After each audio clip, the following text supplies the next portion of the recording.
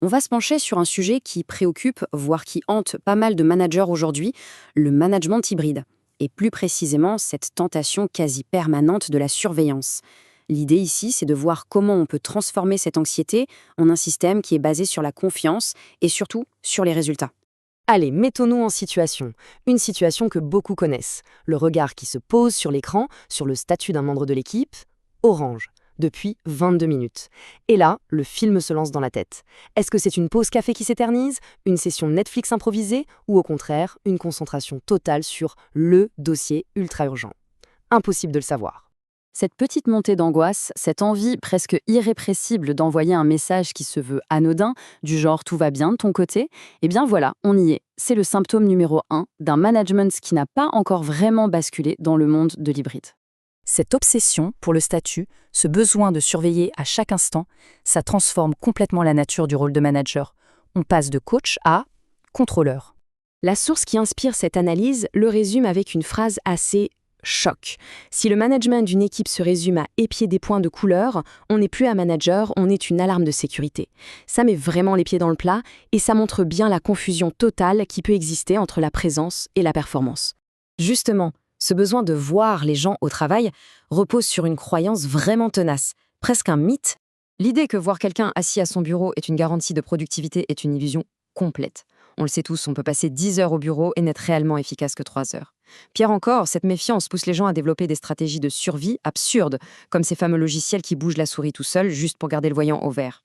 En fait, le travail hybride n'a pas créé un problème de confiance. Il a juste mis un énorme coup de projecteur sur le fait que nos vieilles méthodes de mesure étaient complètement dépassées.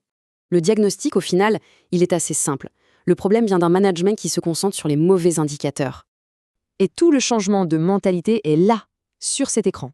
Il faut arrêter de piloter par les entrants, c'est-à-dire le temps passé, la présence, la disponibilité, pour enfin commencer à piloter par les sortants, c'est-à-dire les résultats concrets, les livrables, la valeur ajoutée, les objectifs qui sont atteints. C'est un renversement total de perspective.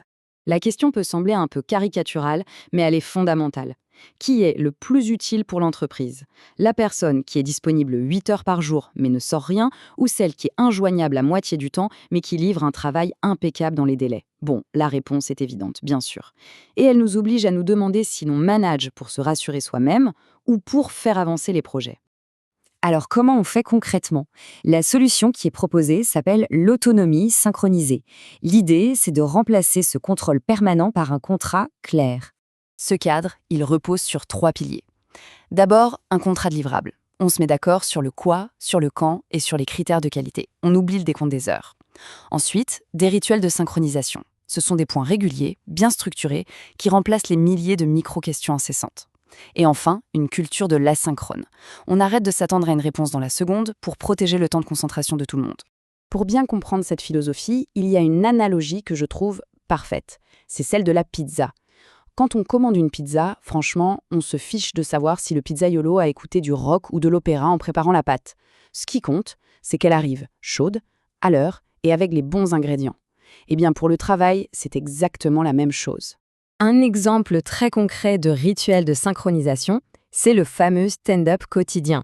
10 petites minutes suffisent, que ce soit à l'écrit ou en visio, pour répondre à 3 questions toutes simples. Qu'est-ce qui a été fait hier ? Qu'est-ce qui sera fait aujourd'hui et est-ce qu'il y a des blocages? C'est simple et c'est efficace et ça donne toute la visibilité nécessaire sans avoir besoin de relancer les gens toutes les heures. Ok, voyons maintenant comment ce cadre peut s'appliquer à un cauchemar logistique que beaucoup connaissent, la réunion hybride. Sans règle claire, c'est la catastrophe quasi assurée. Les personnes qui sont au bureau se mettent à discuter entre elles, les blagues fusent, et les participants à distance se retrouvent réduits au rôle de spectateurs passifs, des sortes de citoyens de seconde zone qui ont toutes les peines du monde à prendre la parole. C'est le meilleur moyen de créer de la frustration et du désengagement. La solution peut paraître contre-intuitive, mais elle est redoutablement efficace. C'est la règle du remote first, la priorité au distanciel. Le principe est simple, tout le monde se comporte comme s'il était à distance. Même les personnes qui sont dans la même pièce se connectent avec leur propre ordinateur. Comme ça, tous les visages apparaissent dans la même galerie, sur un pied d'égalité. Et pour aller plus loin, on donne systématiquement la parole en premier aux participants à distance.